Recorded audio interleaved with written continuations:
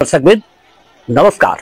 Hindus TV को प्रेम with public में यहाँ सबैलाई स्वागत गर्दछु। म प्रेम सधैँ जै आज पनि केही नयाँ कुरा देखाउने प्रयास र त्यही अन्तर्गत अहिले हामी देशमा विद्यमान जुन आन्दोलन चलिरहेछ अर्थात राजा ल्याउने वा नल्याउने, राजा पुनः फर्काउने अभियान चलाइरहेका छन् केही व्यापारीदेखि लिएर केही यहाँका रैथाने तत्कालीन अवस्थाका।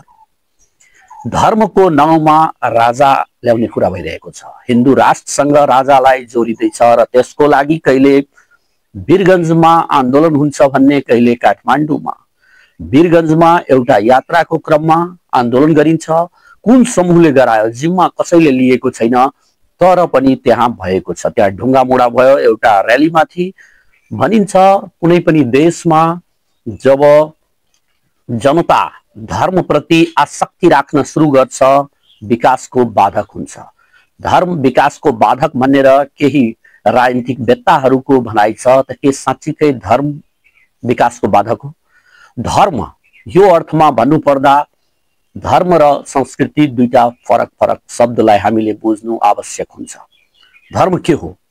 एउटा गरिबलाई, एउटा असहायलाई, एउटा कमजोरलाई, एउटा वृद्धलाई सहयोग गर्नु नै मानव धर्म मानिन्छ। तर संस्कृति भनेको जुन हाम्रो चलिआएको प्रचलन हुन्छ त्यही अनुसार हामीले निरन्तरता दिनुलाई संस्कृति भनिन्छ। हाम्रो यो पूजा आजा गर्ने, मन्दिर जाने, मस्जिद जाने, चर्च जाने, यो कुराहरू कतै पनि धर्ममा पर्दैन। प्रश्न भइराखौं, यो सबै संस्कृति हो, हाम्रो बाउबाजेले गरे, त्यसैले हामी निरन्तरता दिँदैछौँ त्यसलाई। दशैं मनाउँछौँ, छठ मनाउँछौँ देखि लिएर यो जति पनि पर्व तिहारहरू मान्ने, चाहे त्यो पहाडमा मनाइने तीज होस् या मधेसमा मनाइने त्यहीसँगको हरिवासल उपास भन्छौँ, जितिया भन्छौँ, त्यस्तै गरेर छठ भन्छौँ। यो जति पनि पर्व छ मुसलमानले मान्ने पर्वहरू, चाहे त्यो ईद होन्, बकरीद होन्, यो सबै, चाहे क्रिश्चियनले मनाउने क्रिसमस डे हो, यो सबै के हो त? यसलाई संस्कृतिको उमा राख्छौँ, क्याटेगोरीमा राख्छौँ। यहाँ धर्म अर्थात रिलिजन र संस्कृति अर्थात कल्चर, यो दुईटा कुरालाई पृथक रूपले जबसम्म समाज बुझ्न सक्दैन तबसम्म यसरी धर्म युद्धहरू भइरहन्छ।